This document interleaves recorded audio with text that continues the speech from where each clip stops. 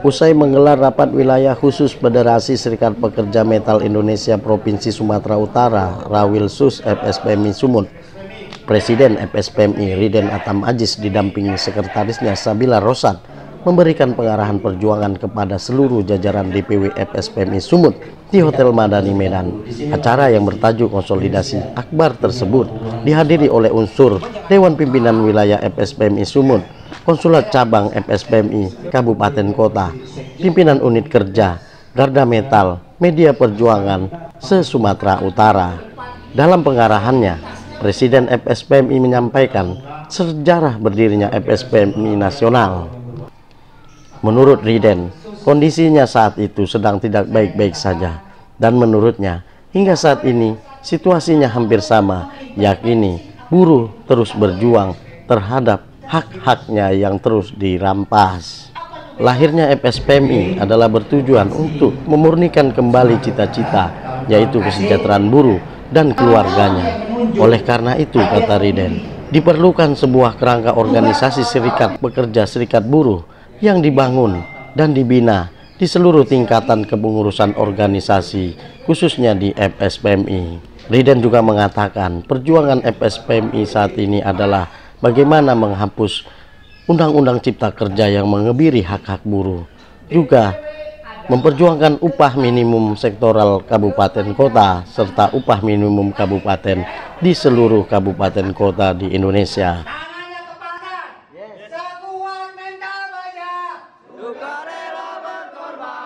Berikut pengarahan Presiden FSPMI kepada keluarga besar DPW FSPMI Sumatera Utara. Kenapa FSPMI itu diciptakan? Kenapa FSPMI itu dilahirkan di Republik Indonesia ini? Tentu ada sejarahnya, ya. Tentu ada latar belakangnya. Nah, saya mau coba sedikit mengulang itu, ya, karena saya lihat di sini ada beberapa PUK baru ya, Bung Tony ya.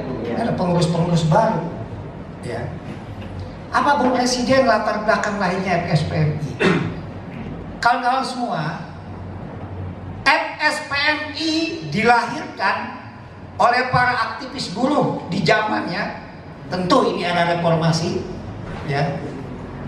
Mereka orang-orang yang masih lurus, mereka orang-orang yang masih peduli kepada buruh, ya. Maka karena SPSI waktu ini, saya katakan SPSI ya, karena waktu itu hanya SPSI, ya, realitasnya kan itu ya. Karena mereka sudah merasakan bahwa serikat pekerja waktu itu tidak lagi berperan, berfungsi sebagaimana mestinya. Maka para pendiri FSPMI membentuk serikat baru, melahirkan yang disebut dengan FSPMI. Hanya satu latar belakangnya. Apa itu? Memurnikan kembali cita-cita buruh, mengembalikan kembali cita-cita buruh itu. Apa itu cita-cita buruh? Kesejahteraan secara umum, ya. Nah, ini kalau memurnikan kembali cita-cita buruh, kalau kita urai panjang sekali, ya. Nah, saya ada poin-poinnya aja kawan-kawan semua. Itulah kenapa FSPMI dilahirkan. FSPMI dilahirkan karena ingin kembali memulihkan cita-cita buruh itu. Itu poinnya kawan-kawan semua. Kemudian bagaimana FSPMI lahir? Nah, ini saya akan lebih banyak mengurai di sini. Bagaimana FSPMI lahir? Kawan-kawan semua, FSPMI dilahirkan dalam suasana, dalam situasi yang tidak baik, yang tidak enak-enak. Kenapa? Saya rasa kawan-kawan yang senior mungkin ingat di rumah Pak Lui ya. Pak Lui, karena saya anggap yang senior di sini. Pak Lui ingat nggak waktu zamannya Pak Soekarno, Pak Harto, itu ada istilah mobil Timor. Kawan-kawan juga dengar kali ya? Timor kan? Mobil dibuat di Korea sana, tapi mau distempel itu produk nasional. Apa dampaknya? Dampaknya adalah kepada produk-produk pabrik-pabrik yang ada di dalam negeri menjadi kolaps. Itu satu. Kedua, dulu zaman Pak Harto itu yang disebut dengan UMR kan. UMR ini siapa yang menetapkan? Adalah menteri. Nah, di tahun-tahun itu kawan-kawan, 96, 95, 97 ya, itu UMR tidak naik. Upah tidak dinaikkan. Udah mau upah nggak naik, kemudian mobil buatan Korea mau distempel buatan Indonesia. Banyak lagi kawan-kawan semua. Itulah FSPMI dilahirkan kawan-kawan. Jadi memang FSPMI dilahirkan pada saat, pada situasi yang tidak enak. Nah, kalau kawan-kawan sudah sering bertemu dengan Bung Obon kali ya. Nah, Bung Obon selalu mengatakan bahwa FSPMI adalah serikat pekerja sebagai geng perlawanan.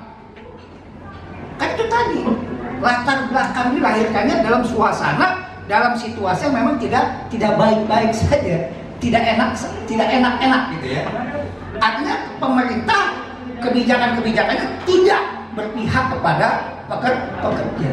UMR nggak naik, produk-produk luar negeri bergelimpangan ya masuk ke dalam negeri Indonesia dan seterusnya. Kawan-kawan semua, itulah situasi bagaimana FSPMI lahir. Memang FSPMI lahir itu dalam suasana yang tidak baik. Kemudian bagaimana setelah FSPMI lahir, kawan-kawan semua? Ya, ini saya akan global-globalnya. Apa yang sudah dicapai oleh FSPMI, kawan-kawan semua? Upah minimum sektoral, ya. DKI Jakarta, Jawa Barat, tadi yang Bung Sekjen sudah sampaikan, itu clear, itu murni daripada gerakan perjuangan FSPMI. Dalam perjalanannya kita berikrar FSPMI tidak lagi hanya ngurusi soal buruh saja. Kita ingin berbakti kepada bangsa dan negara. Apa perjuangan kita yang sudah dicapai? BPJS Kesehatan. Kita bergabung, kita membentuk namanya Komite Aksi Jaminan Sosial. FSPMI motornya. Alhamdulillah sekarang siapapun warga negara Republik Indonesia ya tidak lagi boleh ketika dia sakit ditolak di rumah sakit. Itu kawan-kawan semua. Ya, secara gerakan-gerakan ini. Ya. UMP nggak naik, UMK nggak naik, hanya Kota Medan saja. Nah, maka saya ingin mengatakan sekarang dalam kesempatan ini, dengan hadirnya Presiden dan Sekjen sekaligus di Medan ini, di Sumut ini, kita pastikan, ya, kita yakinkan kepada diri kita. Presiden baru sudah sedikit mengulas tentang sejarah lahirnya FSPMI sampai ke Kongres kemarin. Maka pertanyaan saya, suasananya hampir sama nggak tuh? Upah tidak naik.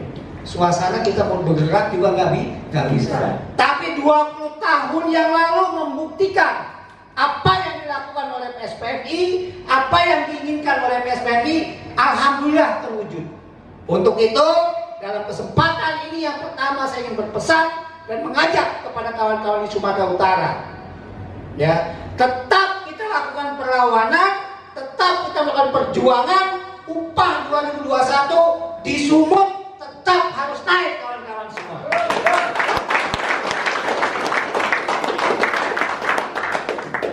Aduh, Presiden sulit, lakukan. Saya yakin ajaran agama manapun, di setiap ada kesulitan, di kemudian hari pasti ada kemudahan. Amin. Itu kawan-kawan, bergerak terus, lakukan perlawanan terus. Suasananya sama, Bu. Boleh jujur, saya sama, Bu. Ketika dipilih jadi presiden itu jauh-jauh hari sebelumnya, mikir juga, mau tidur itu mikir. Kan kekuatan kita ini kan bergerak, pengerahan massa, benar kan? Salah satu kekuatan utama kita kan di situ. Nah sekarang dengan adanya si COVID, jangan 1.000 orang, ya kan? Usai memberikan pengarahan kepada seluruh keluarga besar FSPMI Sumut, Presiden FSPMI Riden Atam Aziz menggelar konferensi pers bersama. Beragam tuntutan mulai dari hapusnya Undang-Undang Cipta Kerja dan perjuangan upah disampaikan oleh Presiden FSPMI ini. Dewan Pimpinan Pusat Federasi Serikat Pekerja Metal Indonesia hari ini Kamis tanggal 8 April 2021 melakukan konsolidasi di Provinsi Sumatera Utara, di mana perjuangan kami terkait dengan penolakan Undang-Undang Nomor 11 Tahun 2020 yang sama sekali tidak berpihak kepada kami, para kaum pekerja, para kaum buruh, bahkan mereduksi hak-hak kami yang sebelumnya sudah lebih baik. Untuk itu dalam konsolidasi ini kami memastikan organisasi kami akan terus melakukan perlawanan, akan terus melakukan perjuangan-perjuangan sampai dengan pemerintah dalam hal ini dan wabil khusus dan Mahkamah Konstitusi, di mana kami sedang melakukan JR ke Mahkamah Konstitusi. Tentu kami berharap kepada Majelis Hakim Mahkamah Konstitusi untuk mengabulkan apa yang kami gugat di Mahkamah Konstitusi. Yang kedua, khusus di Sumatera Utara, kami juga menyampaikan kepada pemerintah Provinsi Sumatera Utara dalam hal ini Gubernur, kami nyatakan bahwa kami menolak keras terhadap tidak atau belum dinaikannya upah minimum provinsi dan upah minimum kota kabupaten se-Provinsi Sumatera Utara.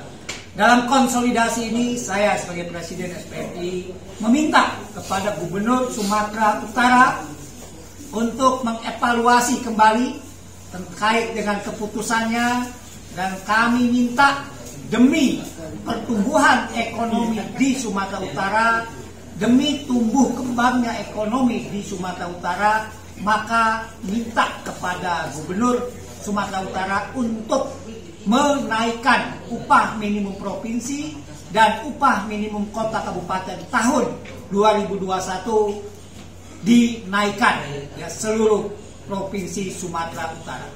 Demikian, dan kami akan terus melakukan pengawalan dan kami akan terus melakukan perjuangan-perjuangan untuk kaum buruh di seluruh Indonesia. Terima kasih. Hidup buruh! Hidup! Kamis 8 April 2021 dari Medan, Sumatera Utara, tim TV-nya Buruh mengabarkan.